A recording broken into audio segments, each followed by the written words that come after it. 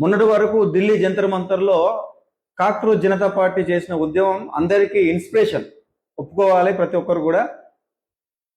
Central education minister రాజీనామా చేసే వరకు కూడా వాళ్ళు పట్టుబట్టి మరీ పోరాటం చేశారు. దానికి మద్దతుగా రాహుల్ గాంధీ గారు వెళ్ళారు అండ్ కేజ్రీవాల్ గారు వెళ్ళారు.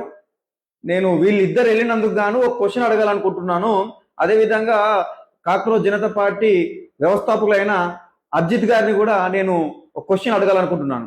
ఢిల్లీలో జంతర్ మంతర్లో నీటి గురించి చేసిన పోరాటం అద్భుతం.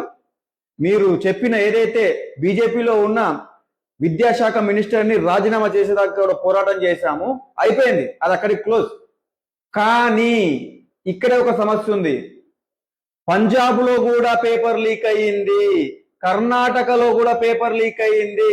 వాటి గురించి మీరు ఎందుకు అడగడం లేదు? అదే సూటిగా నేను ప్రశ్నిస్తున్నాను. కేజ్రీవాల్ వస్తారు, నీటి విద్యార్థుల కోసం మద్దతుగా నిలుస్తారు, అభిజిత్ గారికి మద్దతుగా నిలుస్తారు. అదే కేజ్రీవాల్ ఉన్న ఏదైతే ఆమ్ ఆద్మీ ప్రభుత్వం ఉందో పంజాబ్ లో, అక్కడ కూడా మనకు పేపర్ లీక్ జరిగింది. దాని గురించి ఎవరు పట్టించుకోవట్లేదు. 2025లో గ్రూప్ బి ఆఫీసర్స్ కంబైన్డ్ పరీక్ష దాదాపుగా 400 పోస్టులకు పంజాబ్ లో దాని పేపర్ లీక్ అయింది. దానికి సంబంధించి ఎలాంటి ఏదైతే చర్యలు ఉన్నాయో అది ఎలాంటి చర్యలు కూడా లేవు.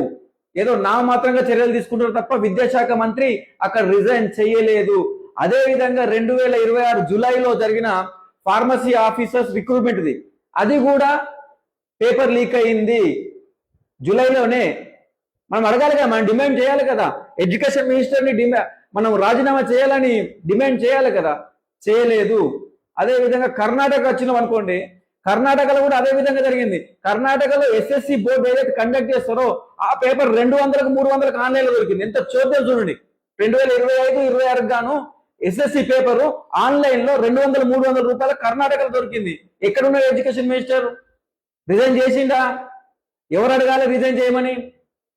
కాక్రోచ్ జనతా పార్టీకి బాధ్యత లేదా? రెస్పాన్సిబిలిటీ లేదా? నేను అదే ప్రశ్నిస్తున్నాను. కర్ణాటక పబ్లిక్ సర్వీస్ ఏదైతే కమిషన్ ఎగ్జామ్ ఉందో జూలైలో, అది కూడా పేపర్ లీక్ అయింది. నేను అదే అడుగుతున్నాను. నీట్ ఎగ్జామ్ పేపర్ ఏదైతే లీక్ ఎంతో మంది బాధపడ్డ యువతరం ఉందో, అదే విధంగా పంజాబ్ లో కానీ కర్ణాటకలో కానీ అదే విధంగా లక్షల మంది బాధపడుతూ ఉన్నారు స్టూడెంట్స్, నిరుద్యోగులు. కాబట్టి నిరుద్యోగుల పక్షాన నిలబడరా అని ప్రశ్నిస్తున్నాను కాక్రోచ్ జనతా పార్టీని. విద్యార్థుల పక్షాన నిలబడరా అని ప్రశ్నిస్తున్నాను. పంజాబ్లో ఒక రూలు, కర్ణాటకలో ఒక రూలు, ఢిల్లీలో ఒక రూలా? అంటే బీజేపీ ప్రభుత్వం ఉన్న దగ్గర ఒక రూలు, ఇంకొక ప్రభుత్వం ఉన్న దగ్గర ఒక రూలా అని నేను సూటిగా ప్రశ్నిస్తున్నాను. అదే నేను రిక్వెస్ట్ చేస్తున్నాను.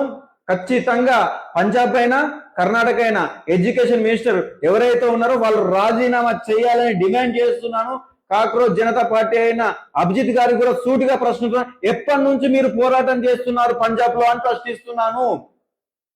ఎప్పటి నుంచి మీరు పోరాటం చేస్తున్నారు కర్ణాటకలో అని ప్రశ్నిస్తున్నాను.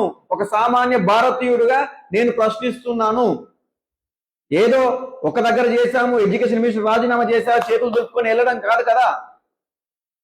అంతటా అదే ప్రాబ్లం ఉంది కాబట్టి, ఉవ్వెత్తున దేశం అంతటా అదే ప్రాబ్లం ఉంది కాబట్టి ఖచ్చితంగా దేశమంతటా కూడా మీరు పోరాటం చేయాల్సిన రెస్పాన్సిబిలిటీ తీసుకోవాలని కోరుకుంటూ, మీకు మేము మద్దతుగా ఉంటామని తెలుపుతూ కూడా జై హింద్, జై భారత్, మీ భారతీయుడు కోట శ్యామ్ కుమార్.